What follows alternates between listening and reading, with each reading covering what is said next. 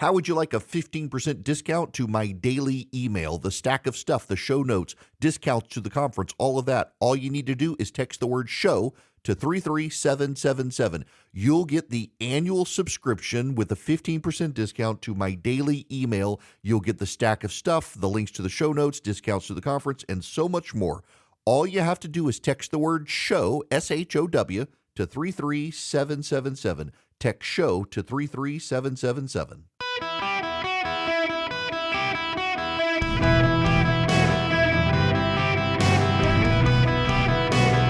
Welcome to the Eric Erickson Show podcast, Hour 1.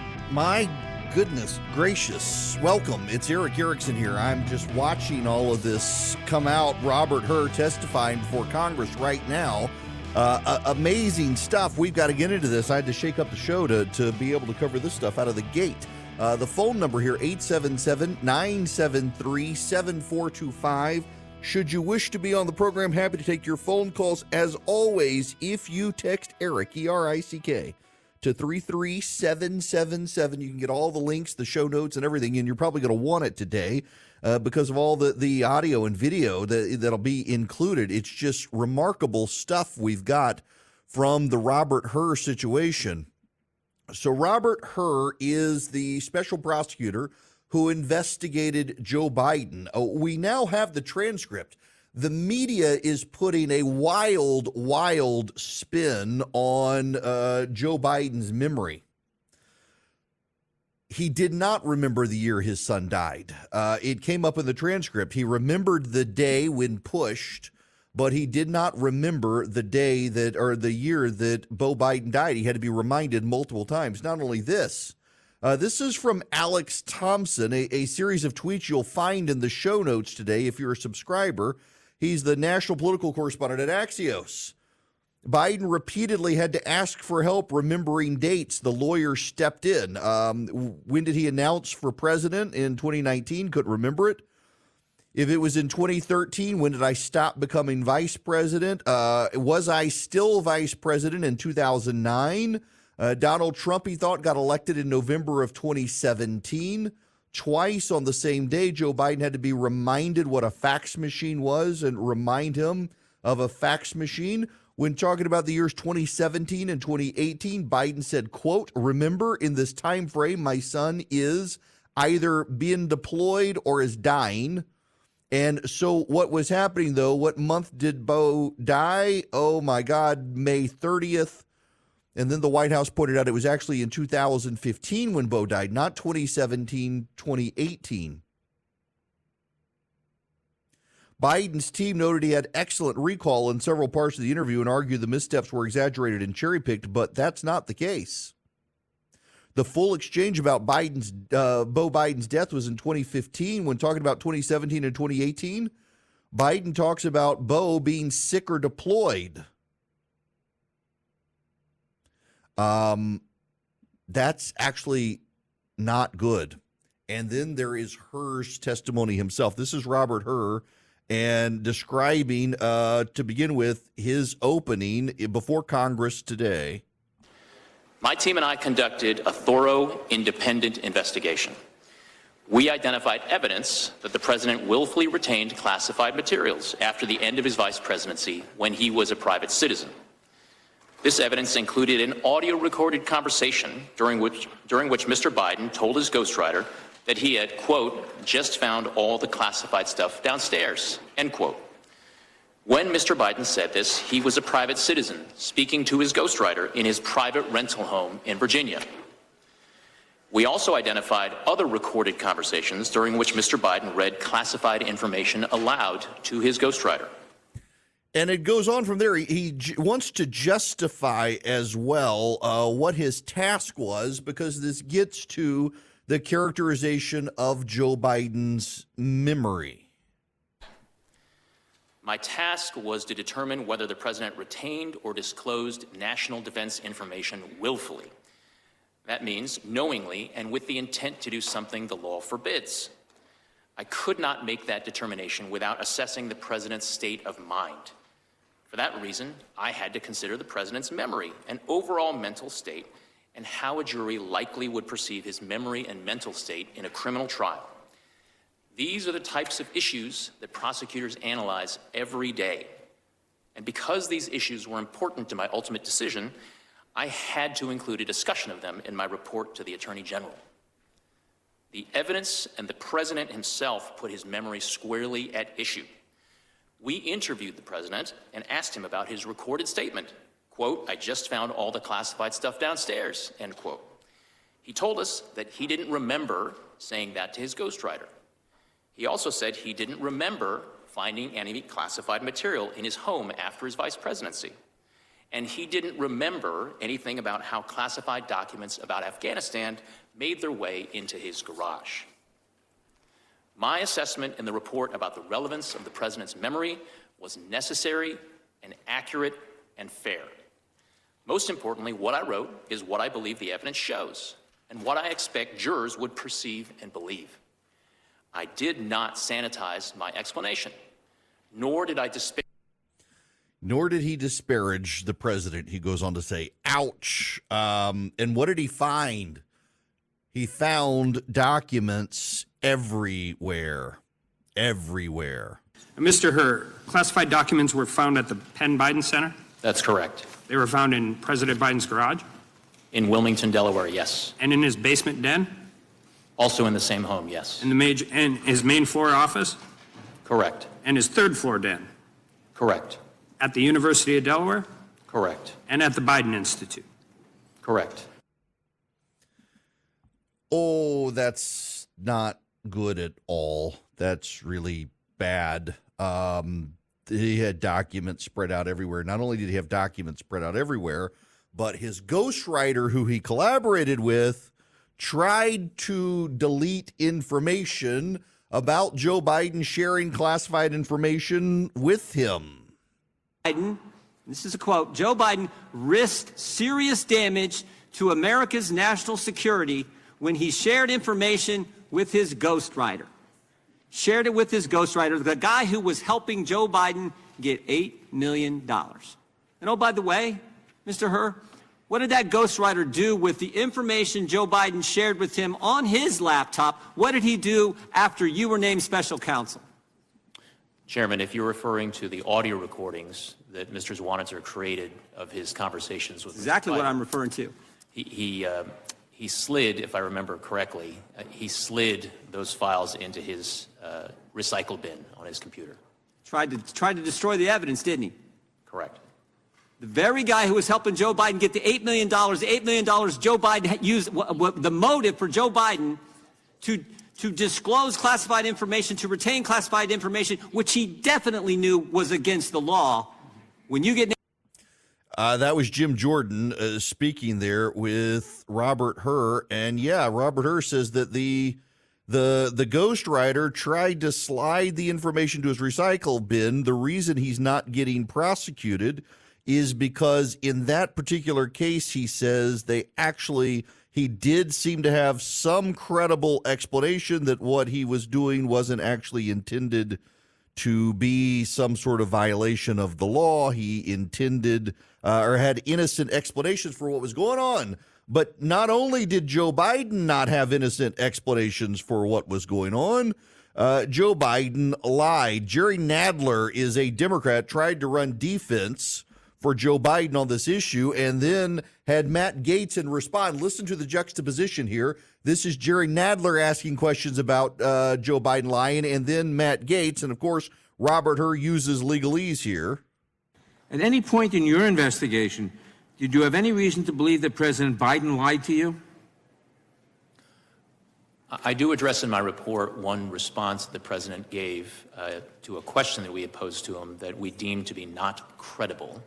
Not credible, not credible. That was Jerry Nadler asking, do you think Biden lied to you? He says there was something not credible. So then Matt Gaetz followed up with this. February 8th, the White House question, Mr. President, why did you share classified information with your ghostwriter? The president, I did not share classified information. I did not share it. I guarantee I did not. That's not true, is it, Mr. Hur? That is inconsistent with the findings based on the evidence in my report. Yeah, so it's a lie, is just what regular people would say, right? Yeah, all right. So the next one. And all the stuff that was in my home was in filing cabinets that were either locked or able to be locked. That wasn't true either, was it? That was inconsistent with the findings of our investigation. Another lie, people might say, right? Y'all, the media can spin this all they want. This isn't good. You've got Joe Biden trying to destroy documents. You've got his ghostwriter trying to delete evidence. You've got a recording of Joe Biden. Remember, key detail in the Trump classified documents trial is we've got Donald Trump with the ghostwriter, the ghostwriter who it was with Mark Meadows. And that ghostwriter asked or has the audio tape of Donald Trump sharing classified information and knowing it was classified information with the ghostwriter. You hear the audio tape there. But so what's interesting here is we also have that sort of exchange with Joe Biden, where you've got the audio of him sharing, knowing classified information with a ghostwriter, and in fact, telling the ghostwriter where some of the information is. And of course, it's remarkable where all the information is hidden. Again, he's got it all over the place. It's just remarkable the number of places Joe Biden was able to keep all of his documentation. Mr. Hur, classified documents were found at the Penn Biden Center? That's correct. They were found in President Biden's garage? In Wilmington, Delaware, yes. And in his basement den? Also in the same home, yes. And his main floor office? Correct. And his third floor den? Correct. At the University of Delaware? Correct. And at the Biden Institute? Correct. My goodness, that's a lot of classified information kept in all sorts of places.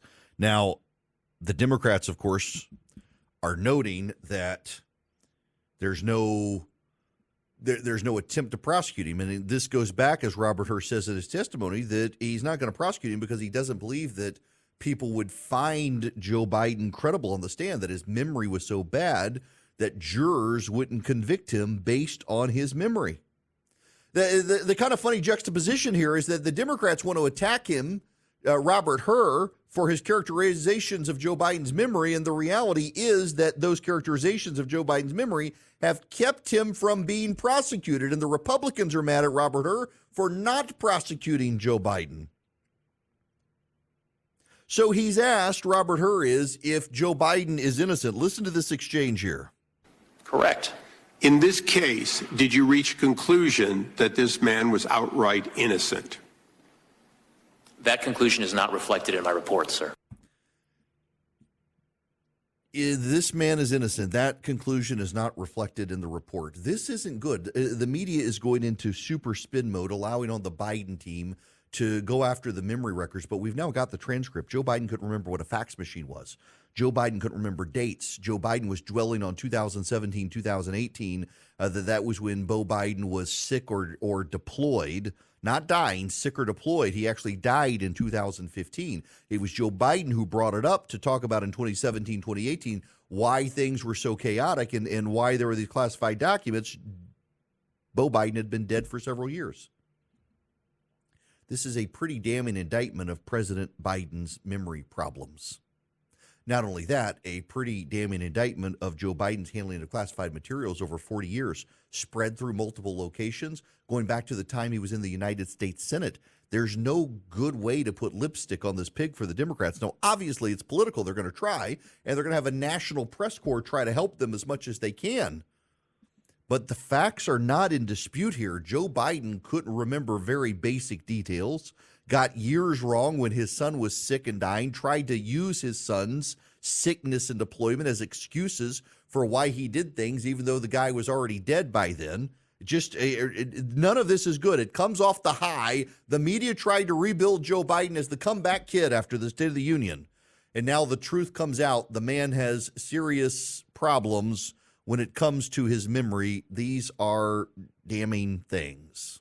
The regular season is heating up, new stars are emerging, and that means more opportunities to win up to 25 times your cash on Prize Picks, the most exciting way to play daily fantasy sports. Just select 2 or more players, pick more or less on their projection on a wide variety of stats, and place your entry. It's that easy. Let it fly to turn $10 into $250 with just a few taps. Easy gameplay, quick withdrawals, and injury insurance on your picks are what make Prize Picks the #1 daily fantasy sports app. Watch your favorite players and get paid doing it this basketball season. See your entries make progress during the game or make new entries for the second half and the fourth quarter. 3-pointers, assists, rebounds, and everything in between are yours for the taking. Join the Prize Picks community of more than 7 million players who have already signed up.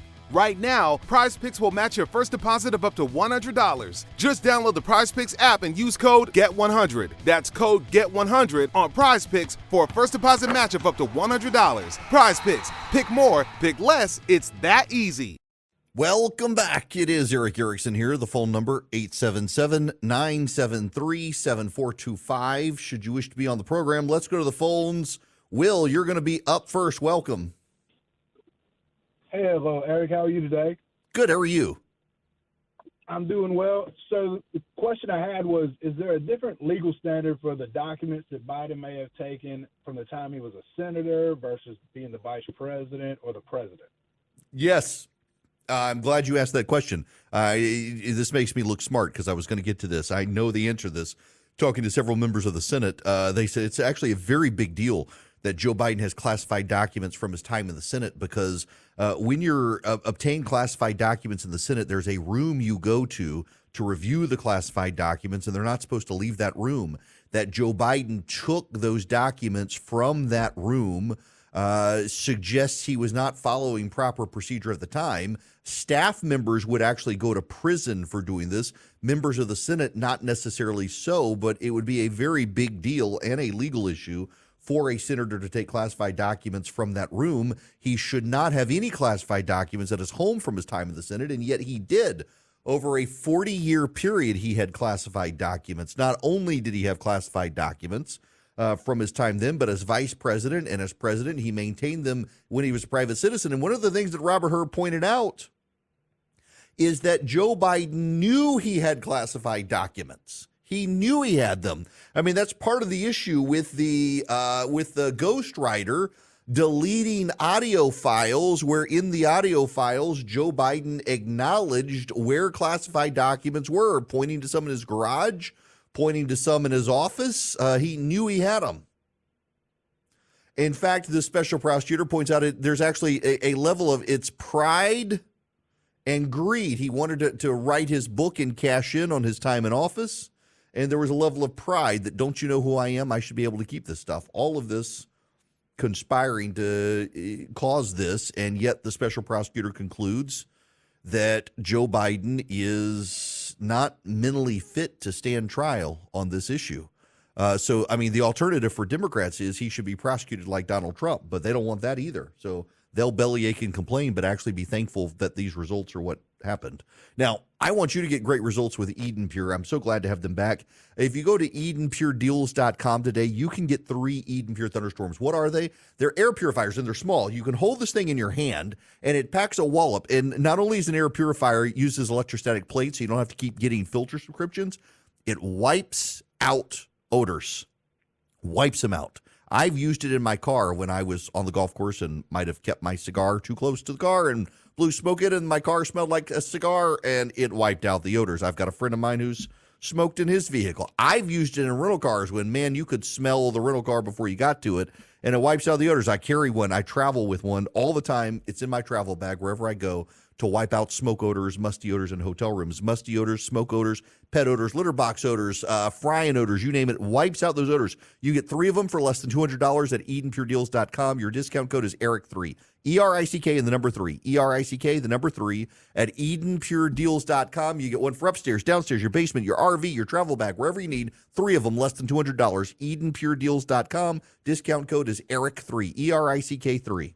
Welcome. It is Eric Erickson here. The phone number, 877-973-7425. If you want a synopsis of how this day is going for Joe Biden, all you need to do is go to the Drudge Report. not exactly friendly to Donald Trump's Republican Party these days.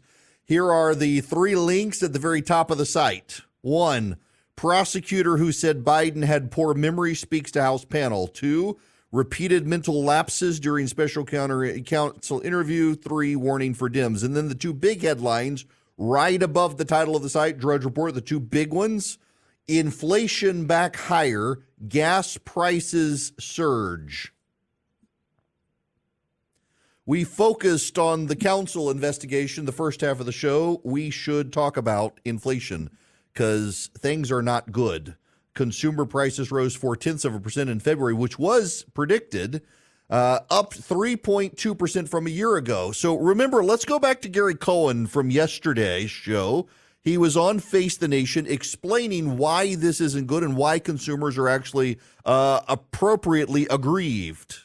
But the president is tapping into at least a perception that wealthy people have far more of an advantage and that corporations are taking advantage of the little guy. I mean, he went down to the 10% fewer Snickers in the bag analogy in his speech, basically saying you're getting ripped off. So what do you make of that idea, though, and the explanation he's trying to make for why people are experiencing inflation even though the rate is coming down? Well, let's talk about inflation for a minute, because I think it's a really important concept for everyone to understand. Inflation has a compounding effect, meaning as you look at inflation year over year, you're adding up those numbers. You're not starting at a 0 every year. So if we had 6% inflation last year, 7% inflation, and now we have 4% inflation, that's 10% inflation. So if you take a basket of groceries at the beginning of 2020, just a simple basic basket that cost $100, it costs well over $125 today, because those 4% one year and 7% one year and 7% the next year, they add up. They're cumulative. So there's a huge cumulative effect inflation. So when people are being told, consumers, you're wrong, inflation's heading, no, they're right. They're completely right. Actually they're completely right. And what they're more right about is we at least finally have gotten to the position where wage growth is faster than inflation. But we had not been there until the last few months. So people were losing purchasing power, and that's why people were angry. And then take on top of that the high interest rate environment, where if you thought you might have been in a position to buy a house because you save money, you go out to get a mortgage at 7 or 8%, you can't afford a house. So people got very frustrated because the cost of their everyday lives got very expensive, and the cost of investing in their future by buying a home got nearly impossible. Yes. That's Gary Cohen, who was an economic advisor for Donald Trump, and he's absolutely right. It is a cumulative effect. Prices have not gone down. They're just not going up as fast, but they're still going up. So something that went up 6% is now going up 3%, so up 9% total. And your wages have not matched it until very recently, so you're only just now at parity. You've been lagging behind. Your purchasing power has gone down. Your economic power has gone down. And now the economic news from today. Our February read on the Consumer Price Index headline number expected to be up 0.4% is up 0.4%. Now, if we look at the most recent lower number in this series, we had 0.3 in January, and we had 2.2s in November and December. So this is now a firming issue as we've had back-to-back reads. We had up 0.4, now ex-food and energy also up 0.4, 1/10 hotter. So we have back-to-back on headline and core up 0.4%. Now, 0.4 equals the look we had last month on core, and the most recent lower number was October. That was up 0.2. That happened to have been the lowest since Feb of 21. So we're firming here. Now, the year-over-year numbers also hotter than expected. 3.2 on headline year-over-year. That's 3.2. That would be the highest since Deese when it was 3.4. January remains at 3.1. If we look at year-over-year core, 3.8. Now, this is interesting. This is 1/10 hotter than we were expecting. From an FBI perspective, we are seeing a walk. Stop. There we go. Sorry, wanted to spill over in there. This isn't good. Gas prices back up. They had been trending down. They're going up. That means that inflationary costs for energy and food are going to go up as gas prices go up, food prices go up. Why? because factored into the cost of your food is also the cost of transport to market, which is an energy cost related to the gas or diesel put into the trucks that are driving them. This isn't a good situation for Joe Biden trying to run for re-election. This gives, again, an advantage to Donald Trump. Not only that, there's a warning sign in the Wall Street Journal. Let me read you part of this from the Wall Street Journal. The 401k is doing double duty as both a retirement account and a source of emergency funds for most Americans. A record share, I should say more Americans, not most Americans, a record share of 401k account holders took early withdrawals from their accounts last year for financial emergencies. Overall, 3.6% of its plan participants did so last year, up from 2.8% in 2022 and a pre-pandemic average of around 2%. Retirement plans such as the 401k are designed to keep America's nest eggs out of reach until later in life, and values in these accounts have risen substantially in part because of strong stock markets and programs that automatically funnel money from people's paychecks into their 401ks. These surging balances, however, have helped make more people comfortable dipping into their accounts when needed. Americans are dealing with conflicting financial forces. While hiring has been strong and worker earnings keep rising, the cost of groceries, childcare, and car insurance keep climbing. More people are carrying heftier balances on their credit cards.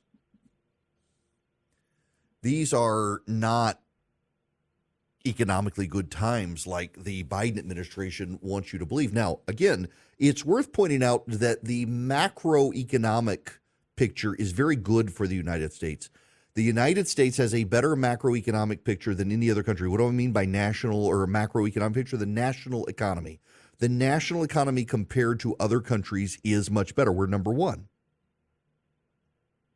But that's like being the tallest midget right now because we're not doing well for individual consumers and households and families. The costs continue to go up for people. The Fed wants to bring inflation down below 3%, as close to 2% as possible. They do not intend to lower interest rates until they get there. After 4 consecutive months of decline, the energy index rose 2.3%, a main factor in pushing up overall CPI. Price at the pump can whip around from month to month, but the increase is a reminder commodity prices go up as well. Tailwinds from normalizing supply chains help cool prices for goods, though some economists question how much further that had to run. For the first time since May, good prices, excluding food and energy prices, though the increase was slight, 0.1%, 0.1%. Prices rose, just not significantly. But there's another problem. It's one that's not getting a lot of headlines, but this actually is a big problem. The Panama Canal and the Suez Canal. The Panama Canal is in a drought situation. Water is not flowing well.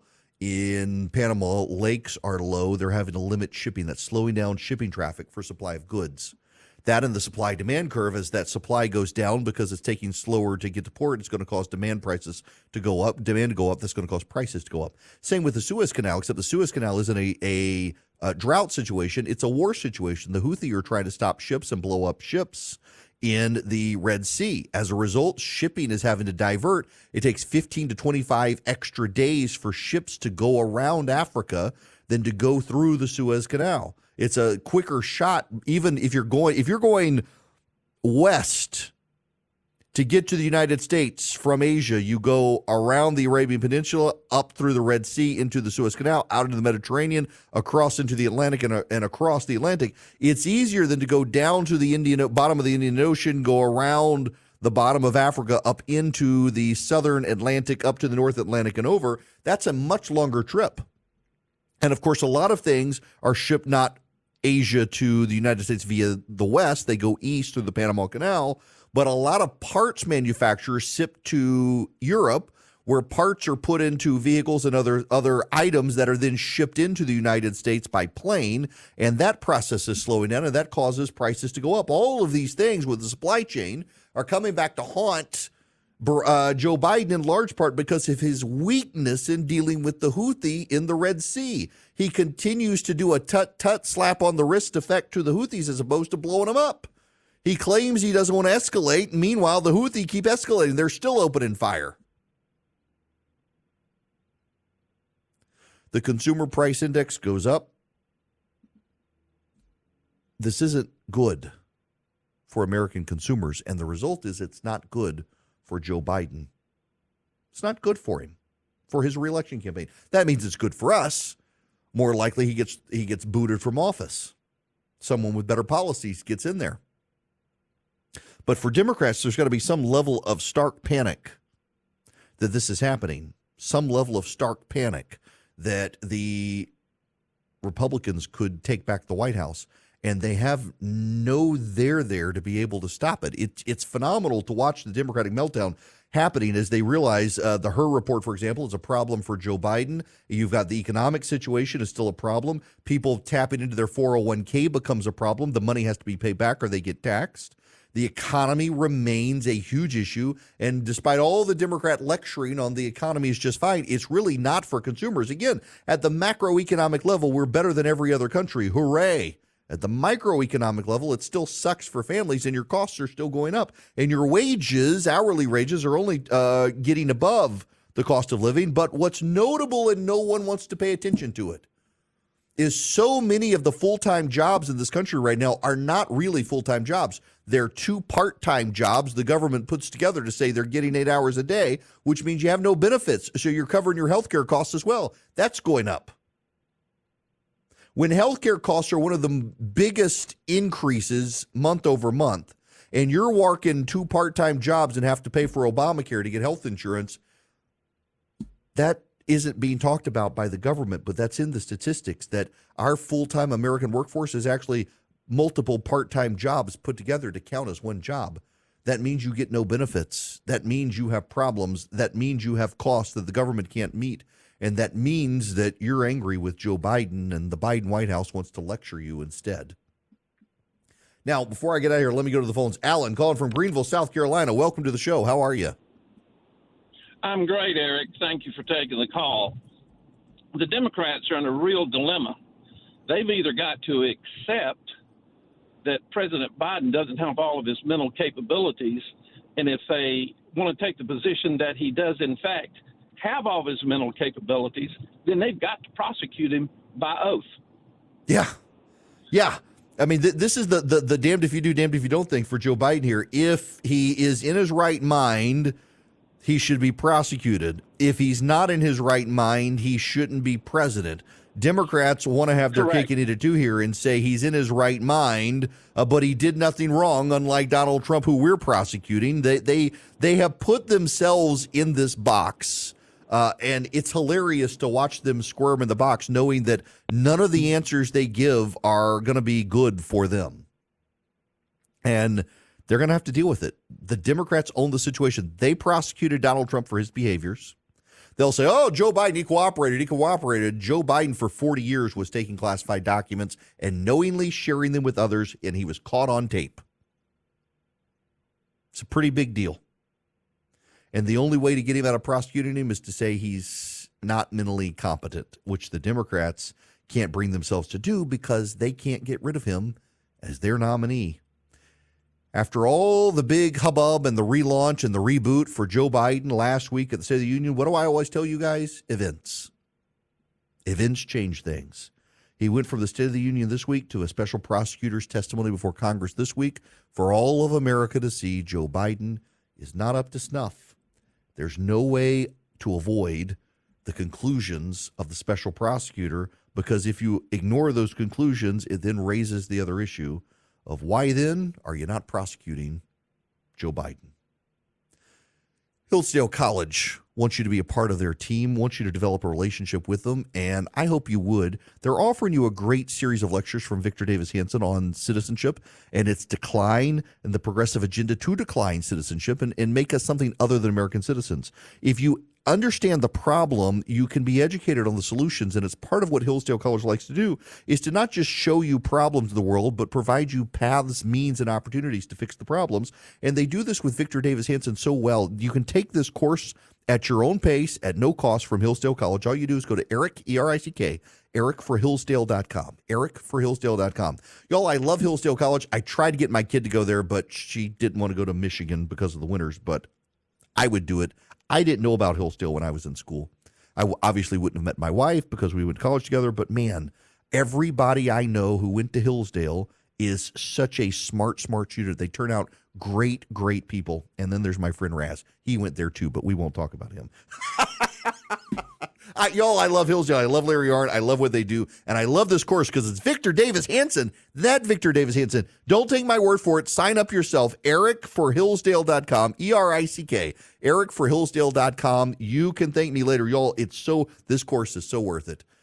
Series of lectures. Do at your own pace. I gotta leave. But y'all, it's brilliant. And it's Victor Davis Hanson. Yes, that Victor Davis Hanson. ericforhillsdale.com. This hour of the program brought to you by First Liberty Building and Loan. They are in Noonan, Georgia, but they can help your business anywhere in the United States. If you're buying a building, building a building, if you are buying a franchise, buying on a business partner or a competitor, those are the deals they deal with. If you need $250,000 or more for your business, reach out to them at firstlibertyga.com, firstlibertyga.com. So I need y'all's input here. My kids go to a very small classical Christian education school, very small. It is not a school of great means. Doesn't have all the fancy facilities and stuff that other schools have, and we donate as much as we can. And I'm just wondering about doing a kind of like rent a place, do a bourbon and cigar event, and Ask Me Anything event. People come and make a charitable contribution to the school. I'm thinking out loud here. I want to help my kids' school. We have financially given what we can give, and I suspect there are a lot of people who might want to pay to hang out with me and do an Ask Me Anything, and all the contributions would be tax deductible to this school. And I don't know. I want to support the school. If you're in my Instagram stories, if you follow me on Instagram, go to my stories, and they have a link. They're trying to raise $75,000, and they got most of it raised. I think they got 63% of the money raised, and we love the school and have given as much as we can give and still try to. And it's nice. It's a safe place for my kids and so many other kids. And classical Christian education schools, a lot of them struggle. They don't have the massive endowments because they don't have the well-to-do hoity-toity people who show up at these schools typically. A lot of it is very middle class, and it's families of faith. You have to be of faith to go to the school. They interview the parents about their faith before the kids can come to make sure that everybody's kind of in this together with a shared faith cultural vision. It's just so good. And one of the things I love is they prepare my kids to go into a world that's going to be hostile to their faith and prepare them so they don't surrender their faith. In fact, one of the things I pay for the school to do is do a program every year with a group out of Nashville that comes down and teaches kids, you're going to go into the world and the world is hostile to your faith. How do you not lose your faith? And then ask the tough questions like, why did God give my mom cancer and stuff? They answer theologically all those questions, and I want to support them. And I'm wondering if there's like enough demand to do some sort of event in Atlanta and have people come give a donation. If y'all want to chime in with feedback, shoot me a note. I want to help the school as best I can. We'll be back. We got a lot more to talk about.